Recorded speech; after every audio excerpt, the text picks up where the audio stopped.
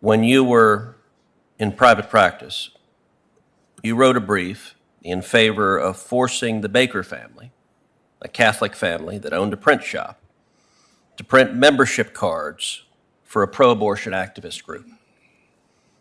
The Baker family believed that was in violation of their deeply held religious convictions. In your brief, you used strong and even incendiary language to describe the Baker family's religious convictions, referring to their views that they did not wish to actively advocate for and promote abortion. You referred to those religious views as invidious and pernicious. As you know, the very first clause of the First Amendment of the Constitution protects religious liberty. Given that history of litigating and attacking an exercise of religious liberty, how might a litigant in the Second Circuit have any confidence that as a judge you would actually follow the law and in particular honor the religious liberty protections in the Constitution? Thank you, Senator Cruz. Just to put that case in context, and I don't have all the details in my mind because it was 30 years ago. It was my very first year of practicing law in Vermont. But the claim by my client was that she had been subject to discrimination on the basis of her religious conviction. In particular, she had asked to print cards for Vermont Catholics for free choice.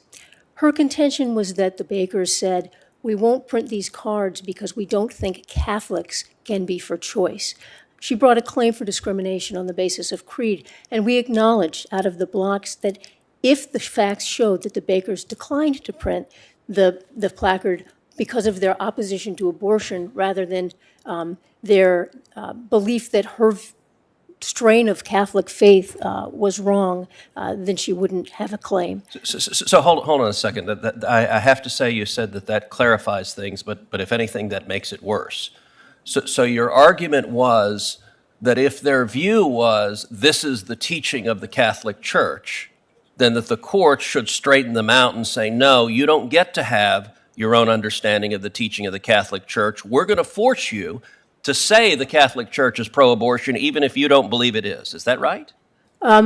Senator, the applicable law as stated by Justice Scalia in his opinion in the Smith case was and remains that a neutral law of general applicability applies without... and that's why Congress passed the Religious Freedom Restoration Act. I understand that. The overwhelming bipartisan majority of Congress concluded the Smith case did not adequately protect religious liberty.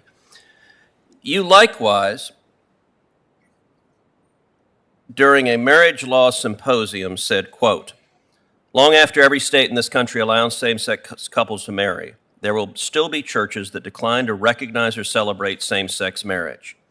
And we're not suggesting that should be otherwise." Well, maybe it should be otherwise, but that's not our mission. I find it quite astonishing as an advocate that you're suggesting that the law has purview to force pastors and priests and rabbis to change what they teach as a matter of faith if it does not fit a political position that you happen to support. Senator Cruz, I would agree with you. That is not my position. I'm not familiar, as I sit here, with the exact context of those remarks, but when I was an advocate, our position was always that the debate about whether a particular religious community should or shouldn't recognize marriages between same-sex couples was for the members of that religious community to decide. The question of whether the law should recognize marriages between same-sex couples was the only issue of concern for our advocates.